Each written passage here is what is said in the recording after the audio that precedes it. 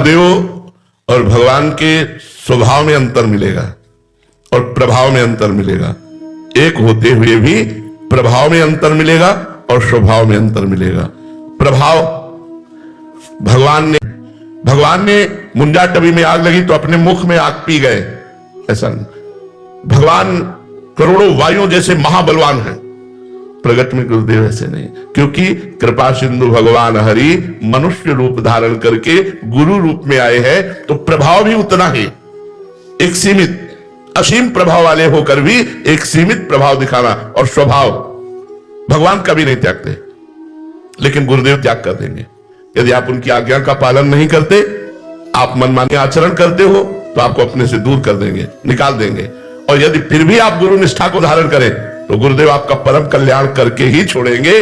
पर आप यदि उनकी अवज्ञा करेंगे, मनमानी आचरण करेंगे, अधर्माचरण करेंगे, तो गुरुदेव त्याग कर देंगे। पर उस स्थिति में भी जब गुरुदेव त्याग कर दिए हैं, तो भी इष्ट कृपा उसको घेरे रहती है, उसको बचाने की चेष्टा करती है और पुनः गुरु शरण में लाने की चेष्टा करती है। हमारी स्वामिनी जी का स्वभाव कभी ने कहूं न रिस कहूं भूली हो न हो सकी, कभी गुस्सा नहीं होती। पर गुरुदेव के रूप में गुस्सा भी देखा जाता है कि अगर असत आचरण करोगे तो आपको डांट देंगे, और गलत आचरण किए तो आपका त्याग कर देंगे, आपके ऊपर दंड विधान रख दे। लेकिन इष्ट का स्वभाव ऐसा नहीं है।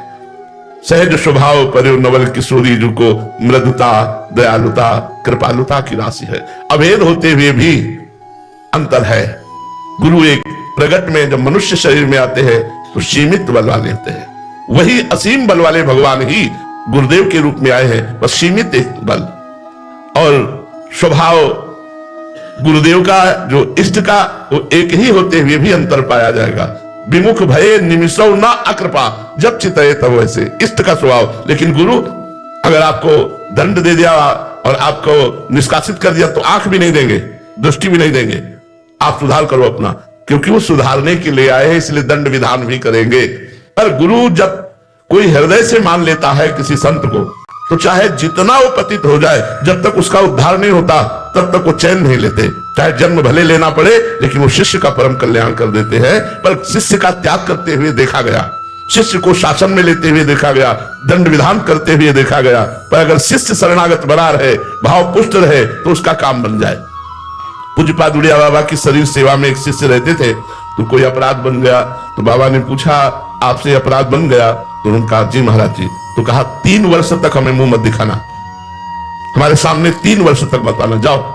और वो रोज 8 पैर उनकी शरीर सेवा में इतना बड़ा दंड की मुख मत देखना और ना दिखाना। अब तो वो व्याकुल हो गए, पर गुरु आज्ञा चले गए और गंगा किनारे एक झोपड़ी बनाकर भजन करने लगे और रोते। तो गुरु के वियोग में 3 वर्ष में उन्हें ब्रह्म साक्षात्कार हो गया। अब इसे गुस्सा माने या कृपा माने? कृपा। गुरु का वियोग, भोजन भी अच्छा ना लगता, रात दिन ब्रह्म चिंतन, 3 वर्ष में भगवत साक्षात्कार हो गया। और जब भगवत साक्षात्कार हो गया, तब उड़िया बाबा आश्रम जो है, उस आश्रम में आकर के फिर दर्शन किए और गुरु जी से कहा कि जो कई जन्मों में काम नहीं बनता, आपकी क्रोध रूपी कृपा ने 3 वर्ष में वो काम बना दिया। तो यदि गुरु हमें त्याग करता है, गुरु हमें कोई दंड विधान करता है, हम गुरु को ना छोड़ें और उनकी आज्ञा का पालन करें, तो निश्चित गुरु कृपा उसका काम बना देगी। बिना भगवत प्राप्ति कराए गुरु कृपा हटती नहीं है।